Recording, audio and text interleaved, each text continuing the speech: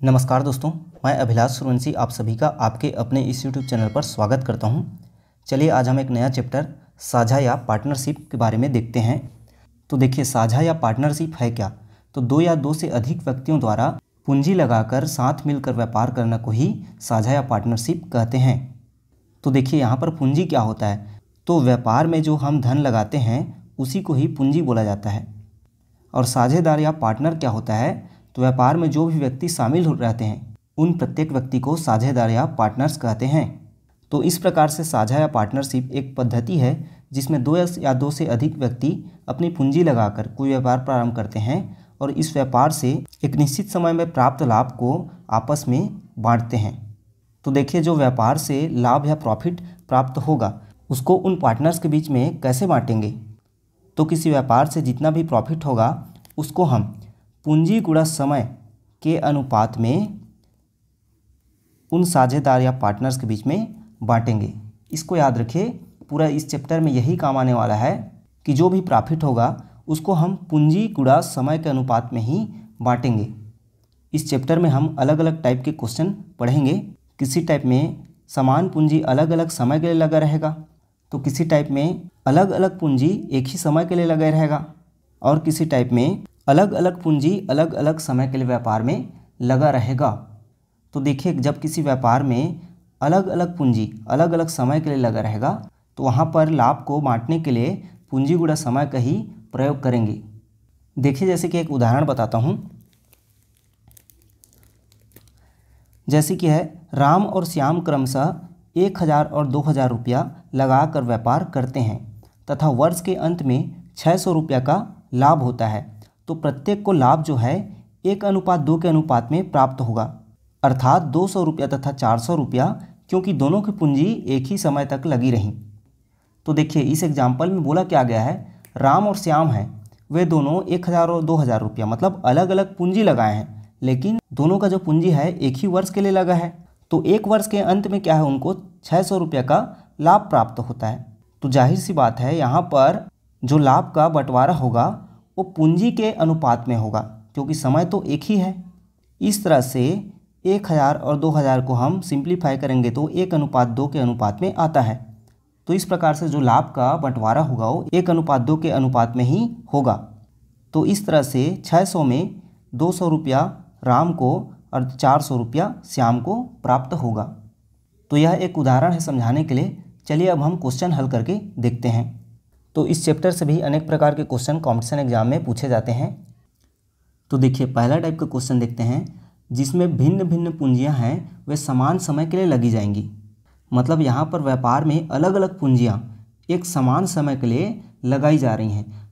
तो इस व्यापार से जो प्रॉफिट या लाभ प्राप्त होगा तो उस लाभ का जो बंटवारा होगा वह उनके द्वारा लगाए गए पूंजी के अनुपात में होगा, क्योंकि यहाँ पर देखिए समय तो समान है।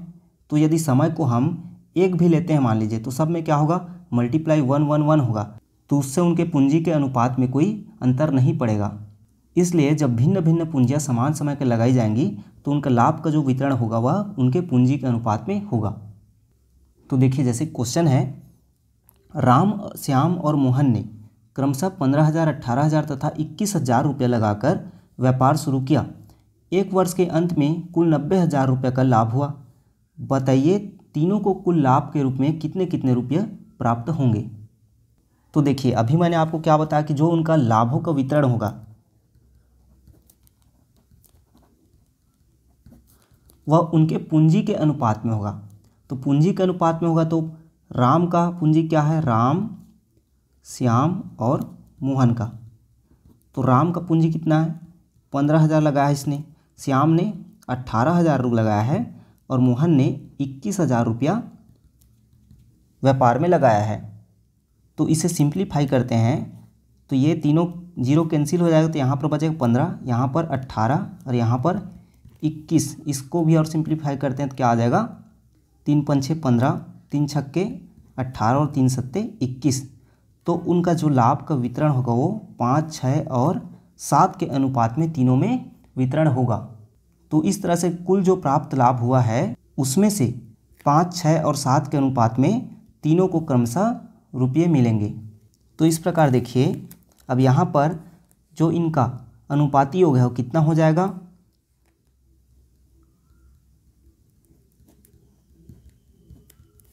5, 6 और 7 मतलब 18 हो जाएगा। तो इस तरह से प्राप्त 90,000 रुपया में राम का हिस्सा कितना हो जाएगा, 90,000 गुणा फिर राम का हिस्सा क्या है 5 अनुपात में मतलब 5 बटे टोटल अनुपाती योग मतलब 18।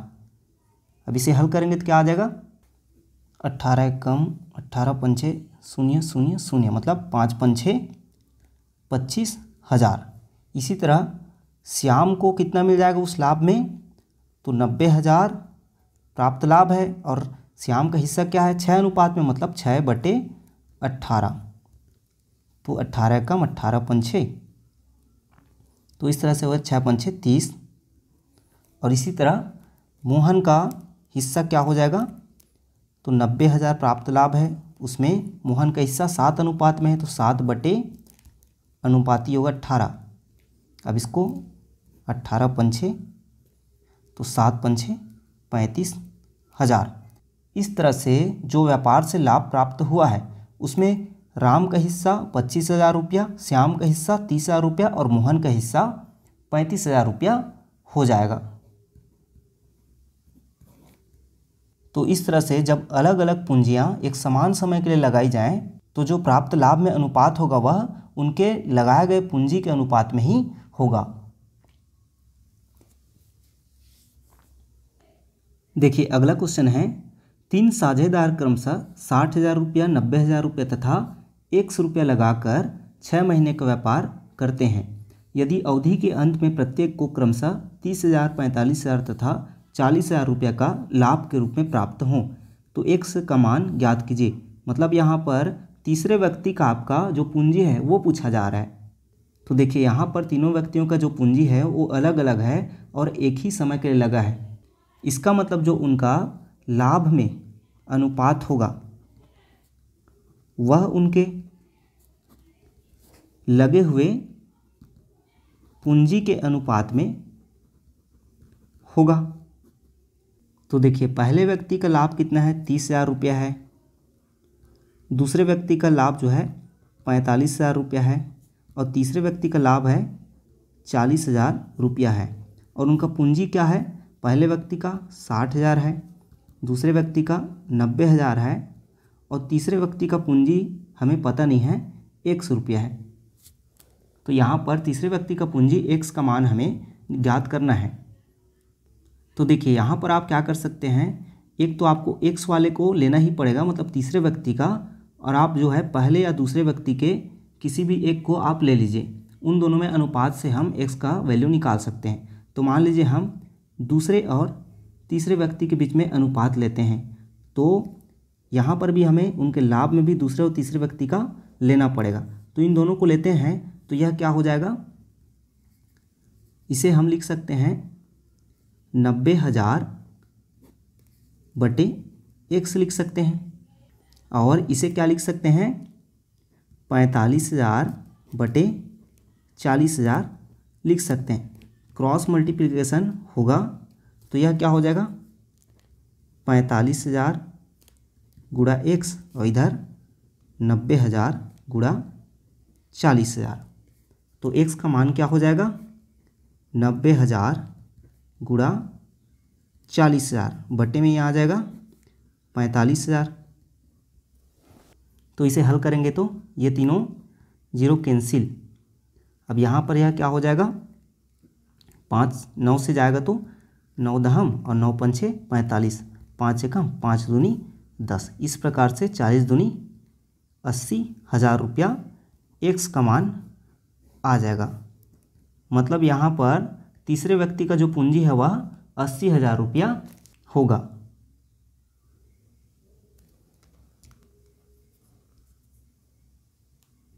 देखिए अगला क्वेश्चन है, संयोग किरण और किशोर ने एक दुकान क्रमशः 27,000, 81,000 और 72,000 रुपये लगाकर खोली।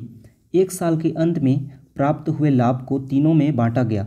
यदि किरण का लाभ अंश 36,000 रुपया है तो कुल लाभ कितना रहा होगा।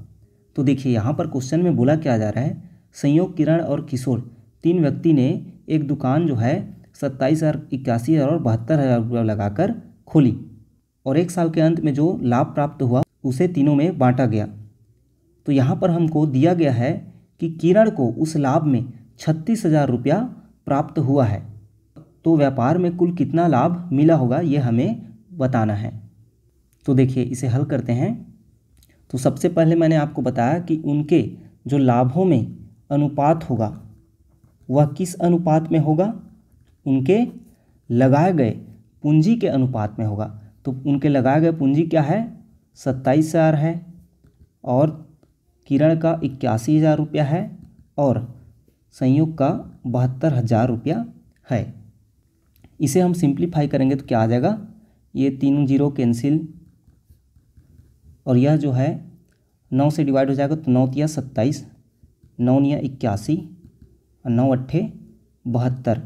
इस तरह से 3, 9 और 8 के अनुपात में उनको लाभ मिलेगा। तो इसको अनुपाती योग हम करते हैं तो क्या प्राप्त हो जाएगा, 3 धन 9 धन 8 मतलब 20। अब देखिए हमको दिया गया है क्वेश्चन में कि जो किरण का लाभ है वह कितना है। तो किरण को लाभ के रूप में कितना मिला हुआ है, 36,000 रुपया मिला हुआ है। तो ये बताइए किरण का जो लाभांश है वह कितना हो जाएगा। तो कुल लाभ का किरण का क्या है, 9 है लाभांश, तो 9 बटे अनुपाती योग 20 यही होगा। अब देखिए किरण का लाभांश हमें दिया हुआ है कितना, 30,000 रुपया, 36,000 रुपया दिया हुआ है, बराबर क्या हो जाएगा, कुल लाभ। तो कुल लाभ का मतलब क्या होता है, गुणा 9 बटे 20। अब इसे हल करेंगे तो ये 9 बटे 20 इधर जा क्या हो जाएगा, 36,000 गुणा 20 बटे 9 हो जाएगा और इधर बचेगा क्या, कुल लाभ बचेगा। अब इसे हल करेंगे तो यह हो जाएगा 9 चौक 36, तो 4 दूनी 8। इस तरह से कुल लाभ 80,000 रुपया होगा।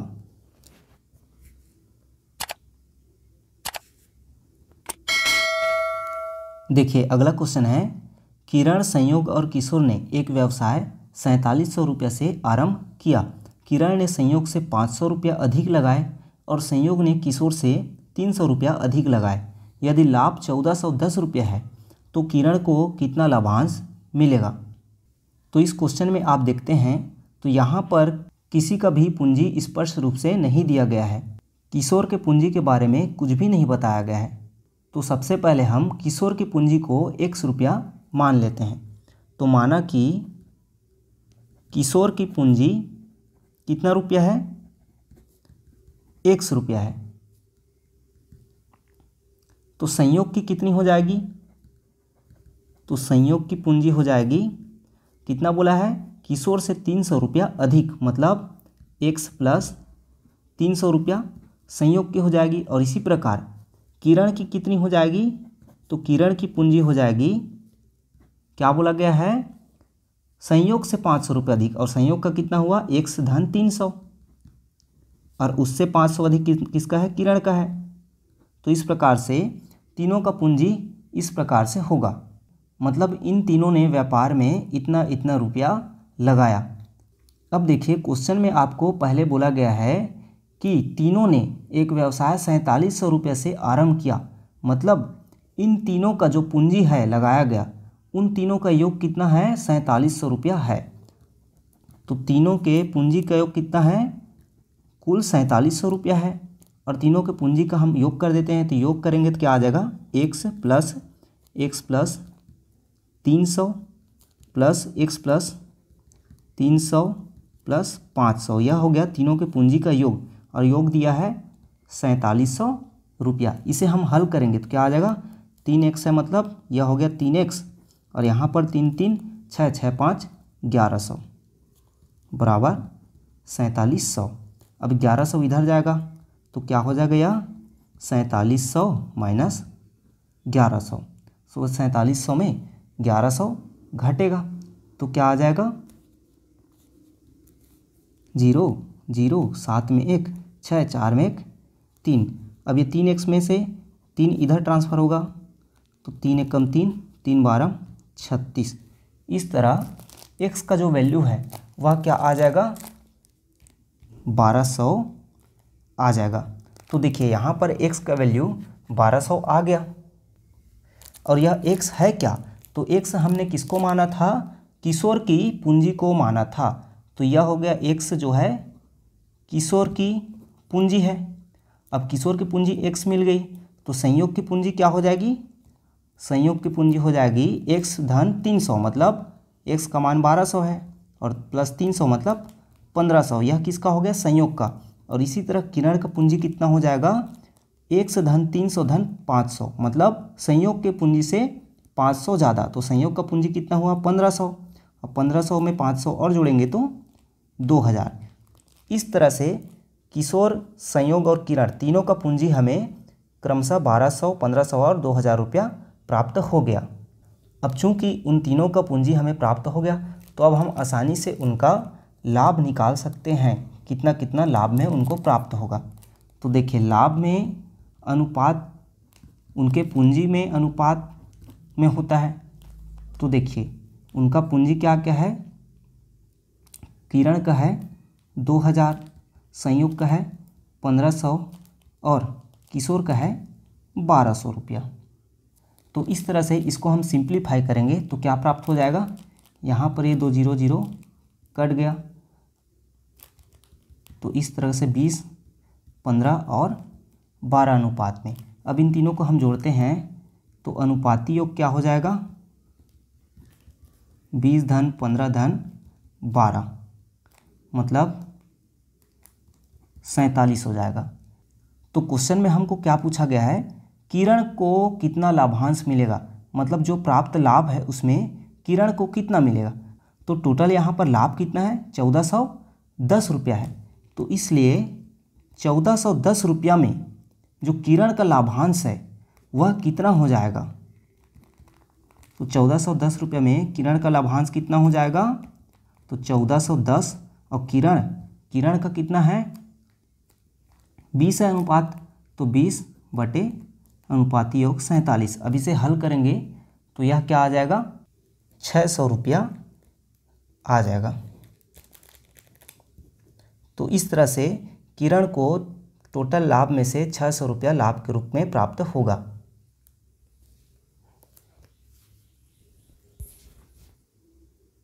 देखिए अगला क्वेश्चन है, किसी व्यापार में ए और सी की पूंजियों में 2:1 का अनुपात है, जबकि ए और बी की पूंजियों में 3:2 का अनुपात है।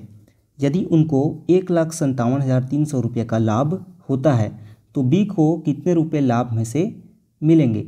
तो यहाँ पर देखिए डायरेक्ट हमको पूंजी ना देके उनके पूंजियों में अनुपात दे दिया गया है।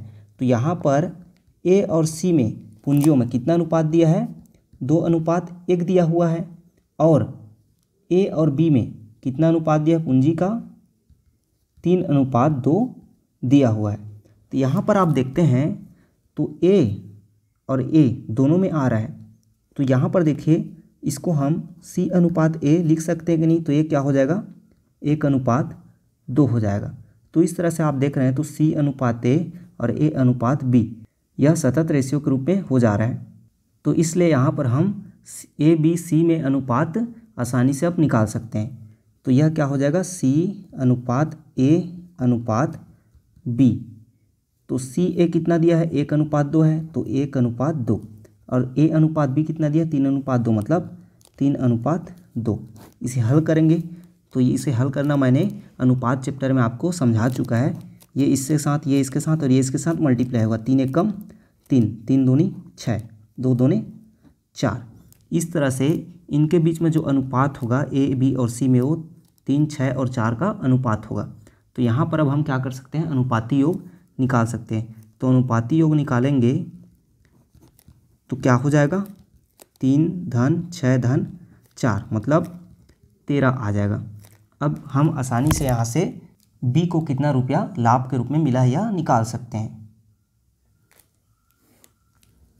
तो बी को कितना रुपया मिल जाएगा लाभ में से, तो बी का हिस्सा कितना है, 4 है अनुपात के रूप में, तो 4 और अनुपाती योग 13 मतलब 4/13 गुणा टोटल कितना लाभ है, 1,57,300 रुपया है। तो इसे हल करेंगे तो क्या आ जाएगा, 13 एकम 13, 13 एकम 13, 13 दूनी 26, 13 एकम 13, 0 0। इस तरह 4 शून्य शून्य, 4 शून्य शून्य, 4 एकम 4, 4 दूनी 8, 4 एकम 4। तो 48,400 रुपया बी को लाभ के रूप में प्राप्त होगा।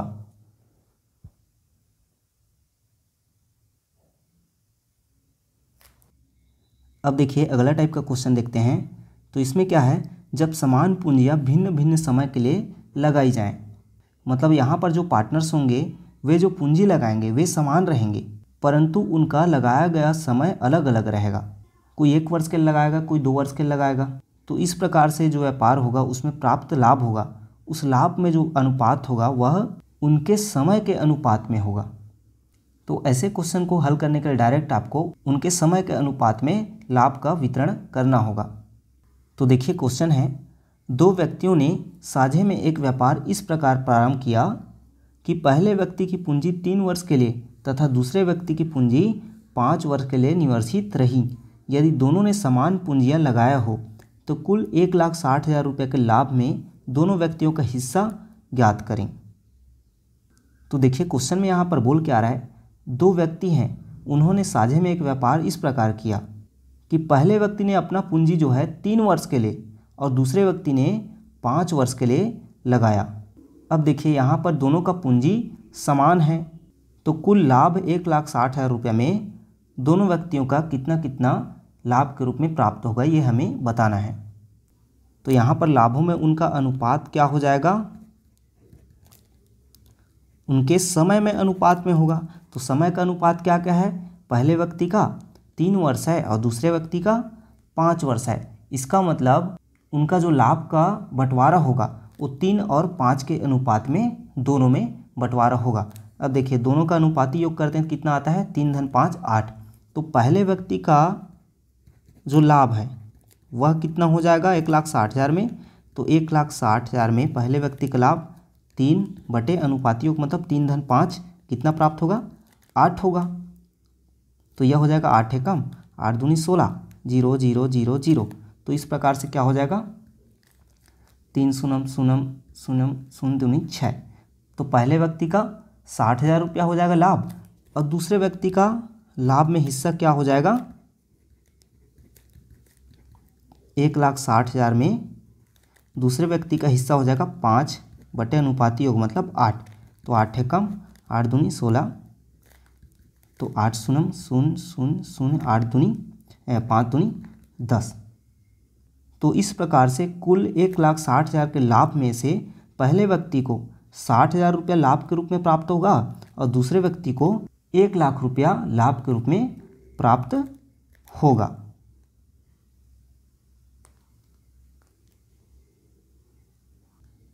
देखिए सेम इसी तरह का एक और क्वेश्चन है, राम और नहीम ने समान पूंजी लगाकर एक व्यापार किया जिसमें ए की पूंजी प्रारंभ के 8 महीने तथा बी की पूंजी बाद के 6 महीने तक के लिए लगी रही।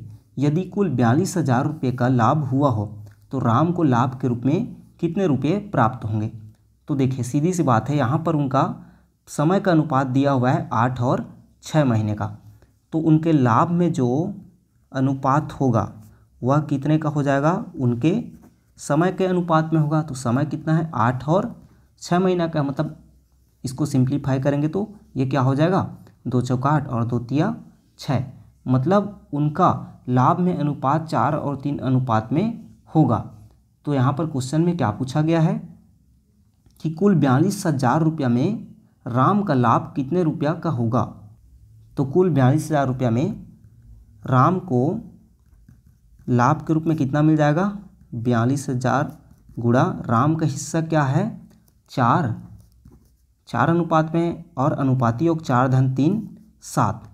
तो बराबर क्या हो जाएगा 7 एकम 7 छक्का 42, 4 शून्य शून्य 4 शून्य शून्य 4 छक्का 24। तो इस तरह से कुल 42,000 रुपया लाभ में से राम को 24,000 रुपया लाभ के रूप में प्राप्त होगा। तो आशा करता हूं दोस्तों मेरा पढ़ाया हुआ आप सभी को समझ आया होगा। तो वीडियो को लाइक और शेयर जरूर कीजिए, और यदि अभी तक आप मेरे यूट्यूब चैनल को सब्सक्राइब नहीं किए हैं तो सब्सक्राइब बटन दबाकर बेल आइकन ऑन कर लीजिए, ताकि अगले वीडियोस के नोटिफिकेशन आपको मिलता रहे। धन्यवाद।